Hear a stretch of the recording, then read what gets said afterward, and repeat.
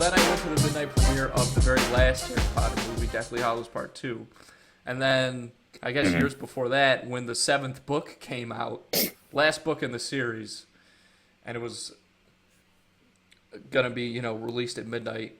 And I wanted to go to Barnes and Noble because they were going to, they were having this whole big, it was like a party basically for the release of this book.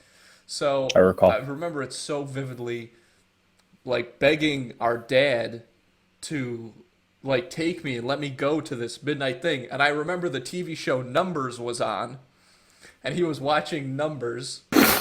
And I'm literally on my knees, like in front of Numbers, being like, "Dad, please, like, let me go to this book." So he goes, "Fine," and we get in the car, and it's like 11:30 maybe. So we don't have a lot of time left, and we don't go to Barnes and Noble. We go to the number 2 release party in town, K-Mart, and you see some like depressing things in your life, but you've never been to a K-Mart at midnight waiting for one of the nerdiest books of all time to be released. So we show up at K-Mart. There's 8 other people there sitting. I guess they had like a dining area at this K-Mart or something, or at least they had tables set up, but it looked like it was like a Target snack bar type deal. Like they had like, I don't know, they were trying to be IKEA or something at K-Mart.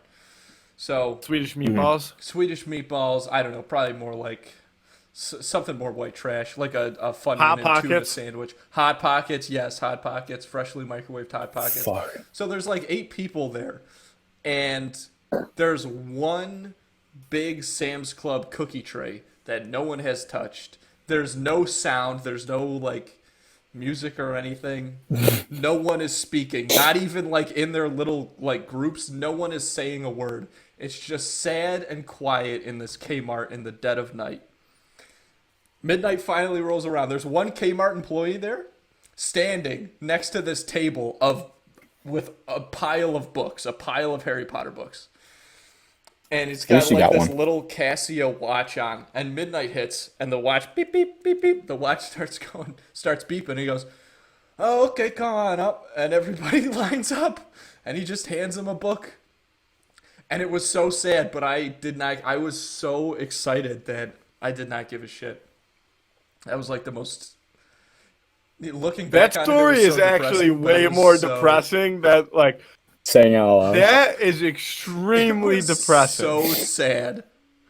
So I kind of missed one key part before I say what I'm about to say next.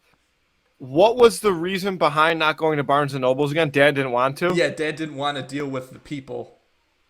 And, That's the most dad I've thing said on it the planet. before, and I'll say it again. The man hates fun. He hates fun. Do you know how Jer Bear? much less like that would have been so cool? And now you have one of the most depressing stories I've ever heard. Once in a lifetime experience going to that. It's the last book. It's the last fucking book of the series. And you know where I got it? Kmart. That Kmart at midnight. And my other thing is, how stingy was this guy that the 8 groups of people waiting, he wouldn't just sell them the books at $11.50? I don't know. He didn't care. He was probably high out of his mind. How long did you wait there? What time did you get? Yeah, he probably was. What time did you get to Kmart? I want to say we got there at like.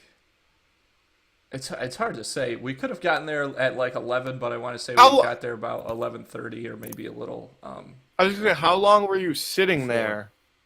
At least 30 minutes, probably longer, but I honestly have no idea. I just remember how sad it was. Time kind of stopped moving with Your dad is the quintessential let's leave early, beat traffic dad.